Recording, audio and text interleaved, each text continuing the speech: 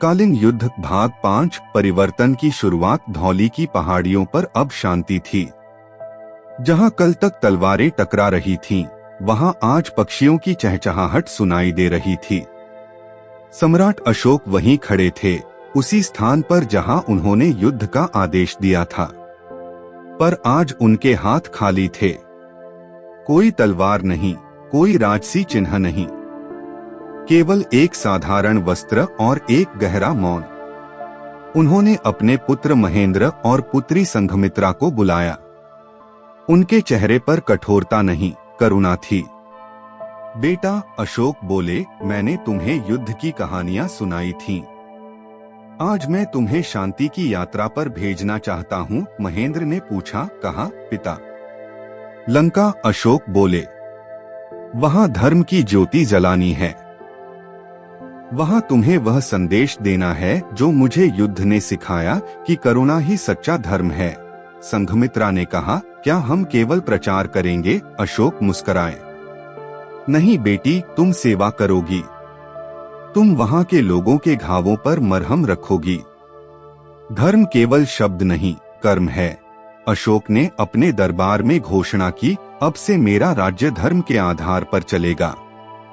कोई भी निर्णय पहले प्रजा की भलाई को देखेगा, फिर सत्ता की नीति को। उन्होंने धम्म महामात्रों को आदेश दिया, हर गांव में जाओ, देखो कौन भूखा है, कौन पीड़ित है, कौन अकेला है, और उन्हें बताओ सम्राट अब उनका रक्षक है, उनका सेवक है। अशोक ने अपने महल की दीवारों पर नए शिलालेख खुदवाए। उनमें लिखा था, मैंने युद्ध किया, पर अब मैं शांति चाहता हूँ। मैंने रक्त बहाया, पर अब मैं जीवन देना चाहता हूँ। मैं सम्राट हूँ, पर पहले मैं मनुष्य हूँ। अशोक अब केवल सम्राट नहीं थे, वह एक विचार बन चुके थे। उनके भीतर जो परिवर्तन आया था, वह अब पूरे राज्य में फैलने लगा था। उन्होंने अपने दरबार में एक सभा बुलाई। वहां केवल मंत्री नहीं, किसान, शिक्षक, भिक्षु और सामान्य नागरिक भी आमंत्रित थे। अशोक ने कहा, राज्य की शक्ति तलवार से नहीं, सेवा से बढ़ती है।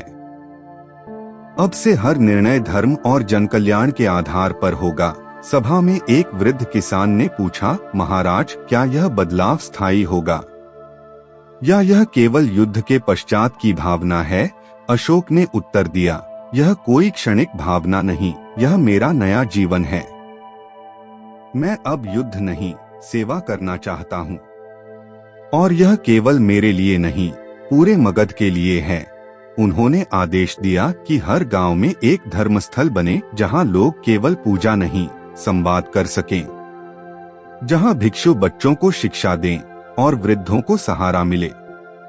अशोक ने अपने शिलालेखों में एक नया संदेश लिखवाया, जो धर्म को समझता है, वह हिंसा को त्यागता है।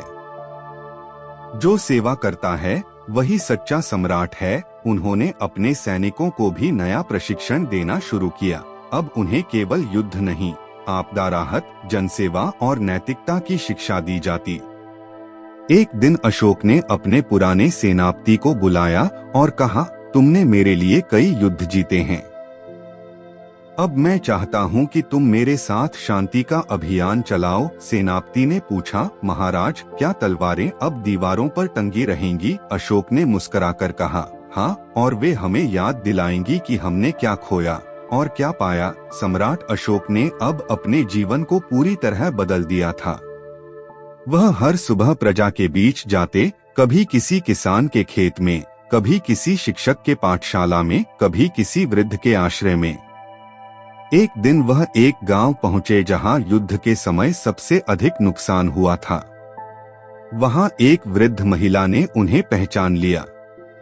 आप वही हैं जिन्होंने हमारे बेटे, हमारे घर, हमारी संस्कृति को मिटा दिया था, उसने कहा।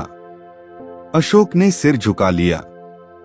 हाँ, मैं वही हूँ, पर आज मैं तुम्हारे बेटे की तरह आया हूँ, तुम्हारी सेवा करने, तुम्हारा आशीर्वाद लेने। महिला ने अशोक को एक लोटा पानी दिया और कहा, अगर आप सच में बदल गए हैं, तो यह जल उस वृक्ष को दीजिए जिसे हमने युद्ध के बाद लगाया था। आशा के प्रतीक के रूप में अशोक ने वह जल उस पौधे को दिया। वह क्षण कालिंग के पुनर्जन्म का प्रतीक बन गया। उन्होंने उस वृक्ष के नीचे बैठकर कहा, जहाँ रक्त बहा वहाँ अब जीवन फूलेगा। यही मेरा सच्चा धर्म है। इसके बाद अशोक ने पूरे राज्य में एक संदेश भेजा, अब कोई युद्ध नहीं होगा, अब कोई दमन नहीं होगा, अब केवल धर्म, सेवा और करुणा होगी।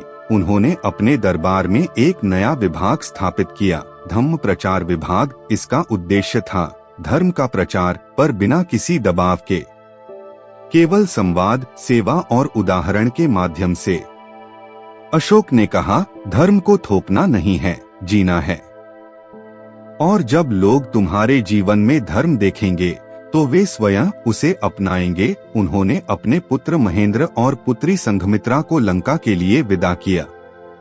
उन्हें विदा करते समय अशोक ने कहा, तुम केवल मेरे बच्चे नहीं, मेरे विचार के वाहक हो। जहां भी जाओ वहां करुणा ले जाओ, वहां सेवा ले जाओ, और वहां वह संदेश दो जो युद्ध ने मुझे सिखाया कि सच्ची विजय हृदय की होती है, भूमि की नहीं। सम्राट अशोक अब एक विचार बन चुके थे, एक ऐसा विचार जो तलवार से नहीं, करुणा से चलता था। उनका जीवन अब सेवा, धर्म और आत्मचिंतन का प्रतीक बन गया था। एक दिन उन्होंने धौली की पहाड़ियों पर पुनः यात्रा की, वही स्थान जहां युद्ध हुआ था, जहां उन्होंने पहली बार अपने भीतर की पीड़ा को पहचाना था। वहां अब एक स्तूप बन चुका था, शांति का प्रतीक। अशोक ने उस स्तूप के सामने खड़े होकर कहा, यही मैंने रक्त देखा था, यही मैंने आंसू देखे थे, और यही मैंने अपने भीतर का सम्राट खो दिया था, ताकि एक मनुष्य जन्म ले सके। उन्होंने अपने शिलालेखों में अंतिम संदेश खुदवाया, मैं अशोक हूँ, वह सम्राट जिसने युद्ध किया, और वह मनुष्य जिसने शांति को अपनाया।